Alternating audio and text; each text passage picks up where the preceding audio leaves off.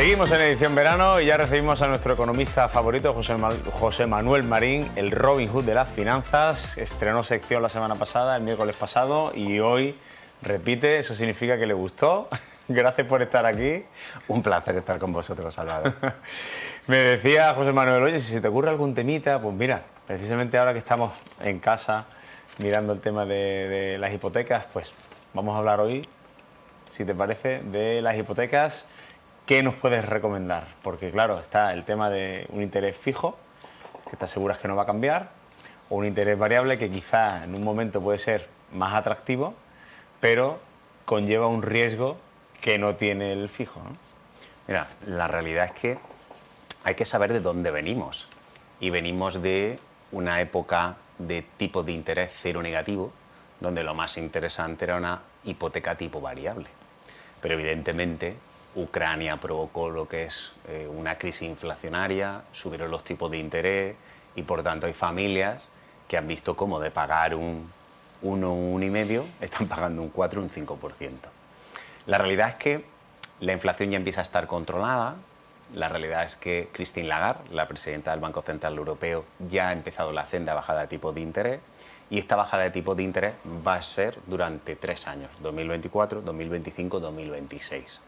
Entonces, yo, si alguien me pregunta, le digo depende. ¿De qué depende? Depende de tú cómo te vas a encontrar más cómodo, porque al final una hipoteca no es otra cosa que una deuda a largo plazo.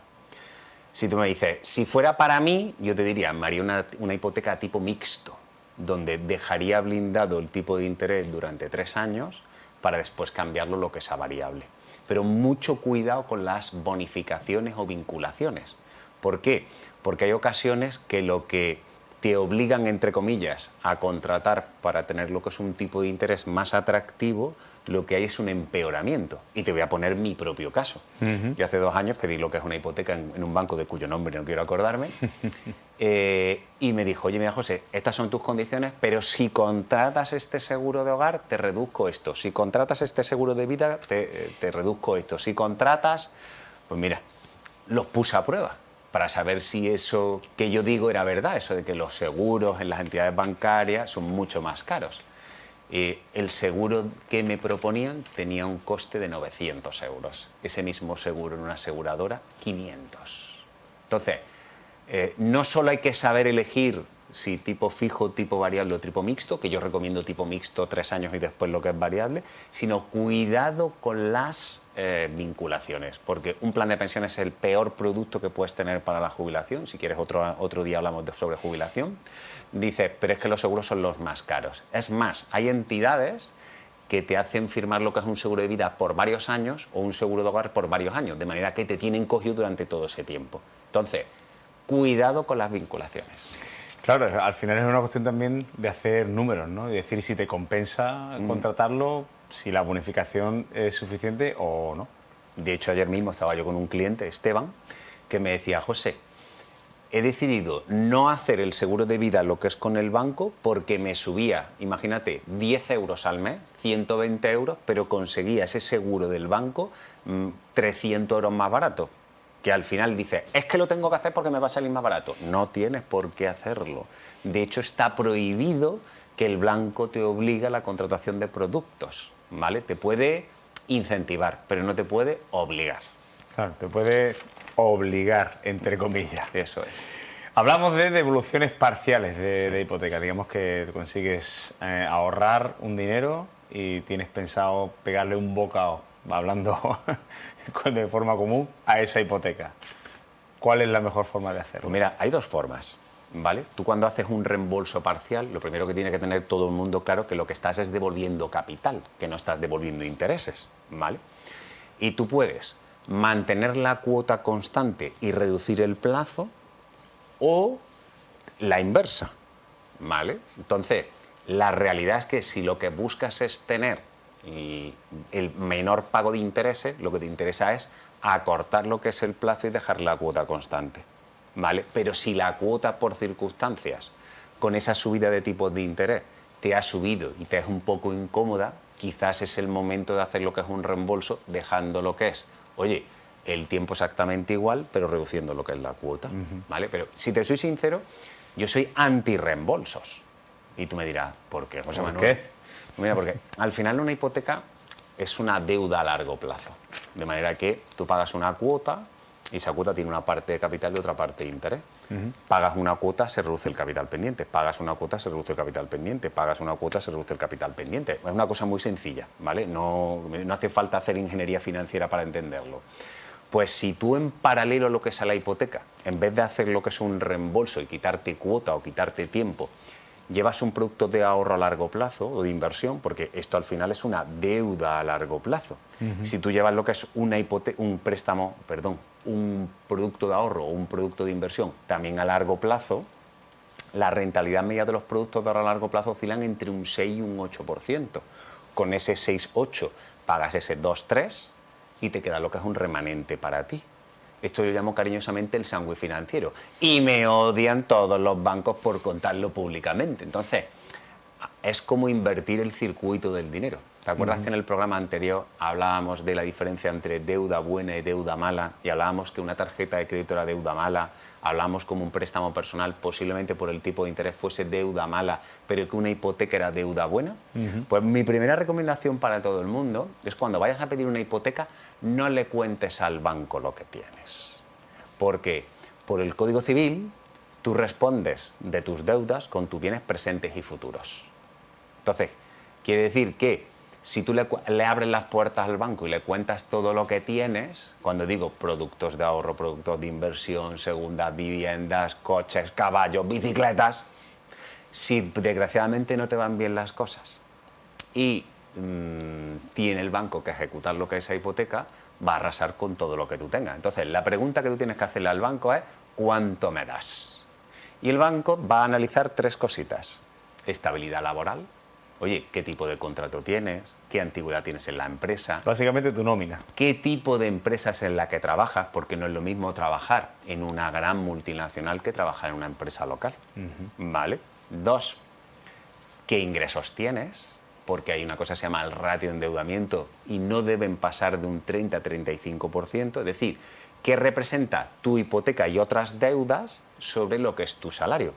Y por último, la aportación de fondos propios. Es decir, hoy, más allá de lo que ocurría cuando en la crisis de Lehman Brothers, que se decía que con una simple nómina te daban lo que es la hipoteca porque sí, que eso no es correcto, porque por aquello entonces te cuento, Salvador, que yo, igual que hoy estamos muy focalizados en ayudar a las personas con las tareas de ahorro e inversión, por aquello entonces estábamos muy focalizados en el tema de financiación. Trabajábamos con 25 bancos y solo éramos capaces de aprobar el 40% de las solicitudes que nos llegaban. Entonces, para ir, que hay mucho sensacionalismo, hay que... Sí, porque se supone que en aquellos tiempos te daban dinero para la casa, para el coche, para los electrodomésticos. Bueno, tampoco... A algunos sí, pero no a todos.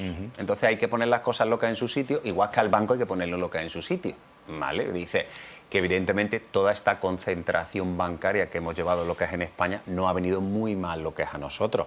Esa compra que va a hacer, o esa OPA hostil que va a ser lo que es el BBVA sobre el Sabadell, nos viene muy mal lo que es a nosotros como clientes, porque al final se restringe lo que es la oferta entre la que nosotros podemos ir a ver qué ofertas podemos optar cuando vamos a firmar lo que es una hipoteca, un préstamo, cualquier financiación. Claro.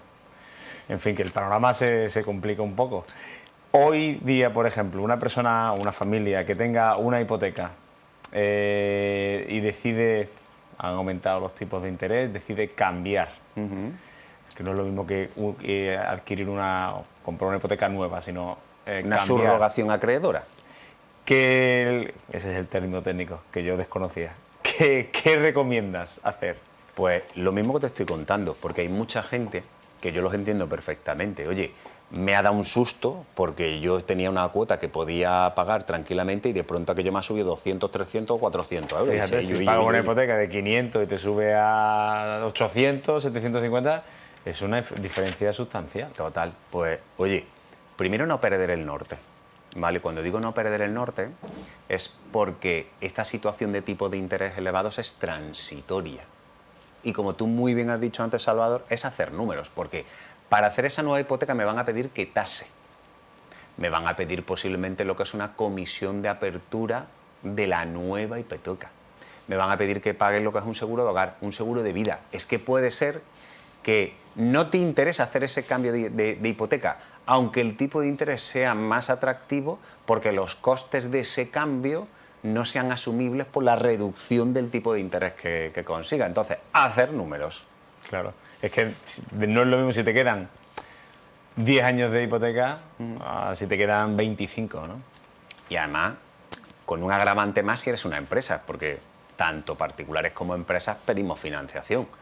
Los particulares tenemos la suerte que desde que hubo el cambio en cuanto a lo que es a financiación, es el banco el que paga los gastos de la constitución de la hipoteca, notaría, registro, actos jurídicos documentados y gestoría. Pero las empresas no.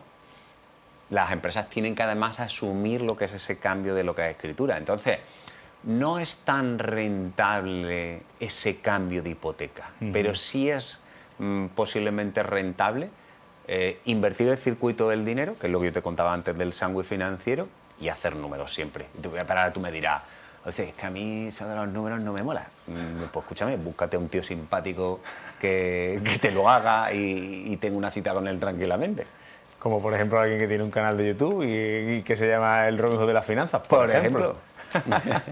Bueno, José Manuel Marín, economista, ¿tienes algo más que añadir a tu sección de hoy? Pues que los números no son feos y lo único que ocurre es que a cada uno nos gustan las cosas de lo que es una manera. Y que una hipoteca no es mala, porque cuando yo era joven, soy joven 2.0, Salvador? Sí, yo también. Yo me parece que nuestros padres sobre tener lo que es una hipoteca era como una lacra social. ¿Vale? Y no se tiene que tener miedo a lo que es una hipoteca, porque una hipoteca es deuda buena, no se tiene que tener miedo a financiar lo que es la compra de lo que es un inmueble. Lo que sí hay que tener miedo es a comprar una vivienda como inversión, porque al igual que tiene cosas positivas, tiene cosas negativas que en muchas ocasiones no las tenemos en cuenta, como que tú sabes que invertir en vivienda es la inversión que más impuestos paga. Y muchas veces, que me ha pasado a mí, Salvador, tú te crees que todo va a ir maravillosamente bien. Tú te crees que el inquilino te va a pagar todos los meses, te piensas que cuando sale un inquilino solapa la entrada del nuevo, a lo mejor se te ha olvidado que de uno a otro a lo mejor esté un poco bandarria y te ha dejado lo que es el piso hecho unos zorros. O sea, hay una serie de cositas que hay que tener en cuenta. Unos factores de riesgo ahí. Total, porque quizás la falta de educación financiera que tenemos en muchas ocasiones en lo que es en España, porque no nos la enseñan lo que es en el colegio, nos hace pensar que un depósito es bueno para mis ahorros y lo único que te ocurre es que te hace perder poder adquisitivo en muchas ocasiones, y que una vivienda, esa falsa tangibilidad, te da una sensación de seguridad que no es como tal, porque cuando tú compras un inmueble entra en negativo. ¿En negativo? ¿Cómo que en negativo? Claro, si tú compras un inmueble de 100.000 o 200.000, tú tienes que pagar unos impuestos. Impuestos de transmisiones patrimoniales, notaría, registro, gestión, y si es de obra nueva, adicionalmente el IVA y el acto jurídico documentado. Entonces, tú entras con 100, pero tienes que gastar a lo mejor 110. Y tú no puedes vender mañana tu inmueble por 110, lo podrás vender por 100. Con lo que, cuidado, que hay muchas cosas que se nos pasan por alto a la hora de invertir.